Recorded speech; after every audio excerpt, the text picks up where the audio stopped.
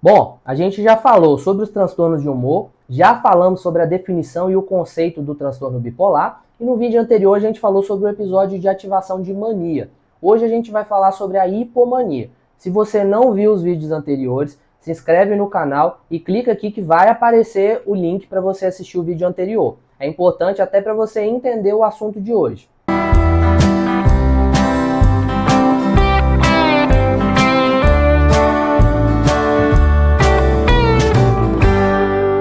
A gente já viu no vídeo anterior falando a respeito dos sintomas da mania. Mas o que seria a hipomania? Como o próprio prefixo já prediz, a hipomania significa uma mania mais branda, ou seja, os sintomas são mais leves, o que torna o diagnóstico da fase de hipomania talvez seja o mais difícil do transtorno bipolar, exatamente pela sutileza daqueles sintomas.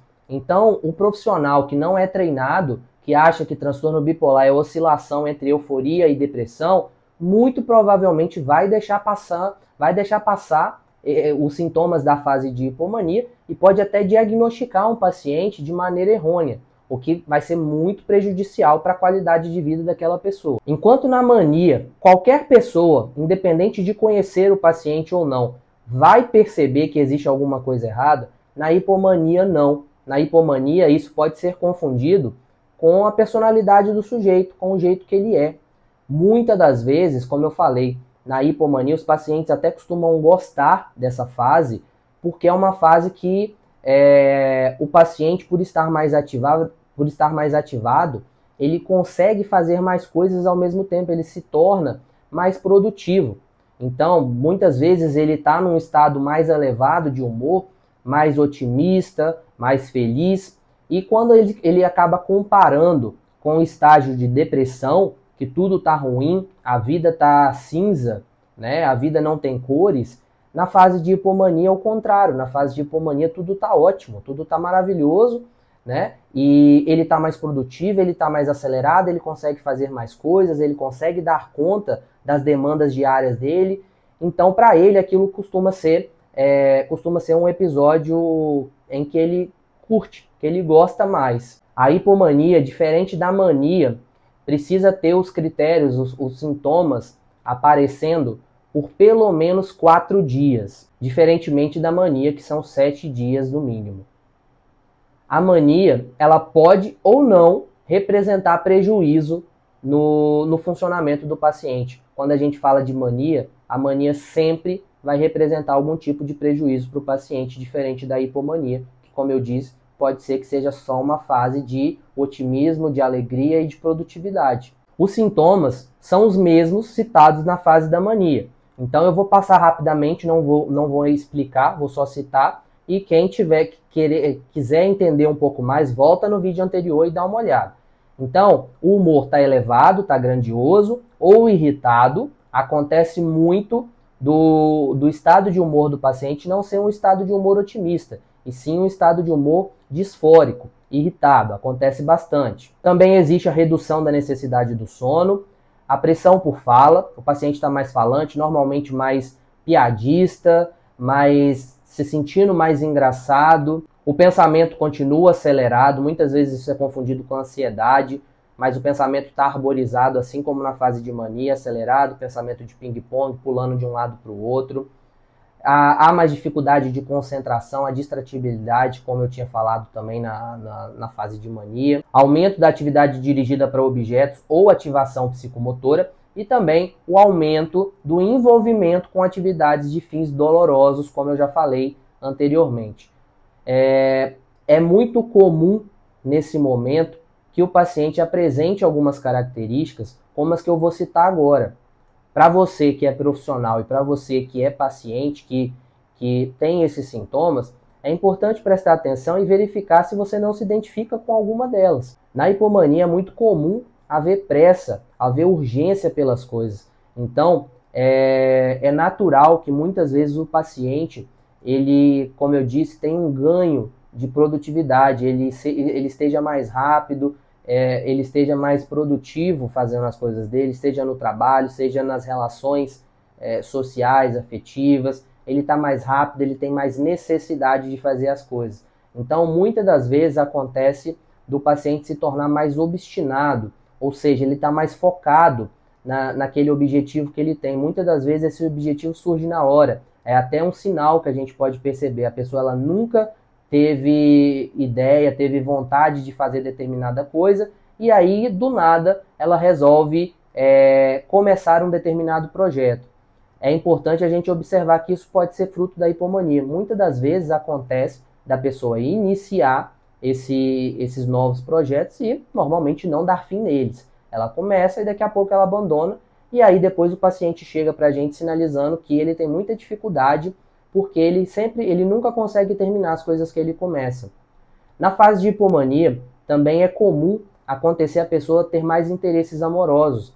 Por ela estar no momento de ativação, então é comum ela sentir mais paixões, ela buscar se reconciliar com pessoas do passado, ela querer conhecer mais gente, mais pessoas novas. É muito comum isso, e é importante a gente observar que, como eu disse, pode ser um sintoma da hipomania. Uma outra coisa que é muito importante a gente falar, é muito comum acontecer o diagnóstico, eu já havia falado a respeito da dificuldade do diagnóstico em transtorno bipolar, especificamente essa fase de hipomania, ela pode ser confundida com o TDAH. Se a gente pensar que a pessoa está ativada, não ativada como na mania, que ela está muito ativada, ela está ativada, ela tem uma agitação psicomotora, ela tem uma necessidade maior de falar, ela fala mais rápido, ela se movimenta, ela vai de um lado para o outro, ela faz várias coisas ao mesmo tempo. Então isso muitas das vezes pode ser confundido com a hiperatividade que a gente vê no TDAH. Além disso, a pessoa pode ter uma dificuldade de concentração, perda de foco, e isso também pode ser avaliado aí como uma dificuldade de atenção que a gente também vê no TDAH.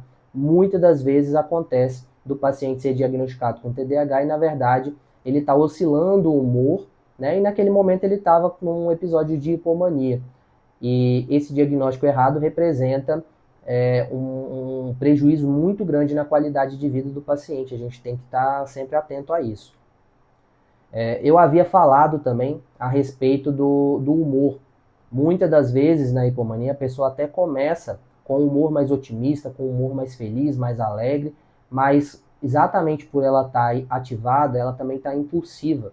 E isso pode afetar negativamente o humor dela e o humor dela se transformar em disforia, ao invés de leve euforia, como é o caso da hipomania. Então pode acontecer da pessoa estar no episódio de hipomania, estar ativada da forma como eu falei, mas ao invés dela estar feliz, dela estar achando tudo bom, ela está irritada, ela está inquieta, qualquer coisa irrita ela. Então, alguns dos exemplos que acontecem no dia a dia de pacientes que estão em hipomania e muitas vezes não conseguem perceber isso. Arrumar a casa de noite, é muito comum disso acontecer. O pensamento de ping-pong, o pensamento arborizado, que eu já falei aqui algumas vezes, pensamento pulando de um lado para o outro, a pessoa acha que é ansiedade, na realidade não. Quando a gente fala de ansiedade, a gente está falando de um pensamento que algo vai acontecer no futuro. Então e isso gera a emoção ansiedade. Nesse caso, a gente não está falando de algo específico que vai acontecer, a gente está falando de várias coisas ao mesmo tempo e não necessariamente coisas ruins. A pessoa ela pensa, ela troca de assunto na mente dela exatamente pelo pensamento estar correndo muito rápido. Então tem essa diferença aí da ansiedade que muitas vezes é confundida. Como eu disse, a pessoa ela está mais falante, ela pode estar mais interessada por sexo, ou seja, ela pode flertar mais, ela pode se vestir de uma forma mais vistosa, ela pode se sentir o centro das atenções, ela pode querer se reconciliar com pessoas do passado, com inimizades, com determinadas brigas que ela teve, desentendimentos que ela teve em um determinado momento da vida dela, e isso pode fazer, né, isso pode trazer algum tipo de prejuízo para a pessoa, ou não. Né? Como eu disse, na hipomania não necessariamente precisa causar prejuízo para a gente ter uma caracterização do episódio. Além disso, a pessoa fica mais obstinada, também falei sobre isso, fica mais interessada em novos projetos, em novas ideias, e muitas das vezes ela começa com todo o vapor e, à medida que a hipomania vai perdendo a força, ela perde o interesse naquela atividade. Gostou do vídeo? Então se inscreve no canal, que semana que vem tem mais.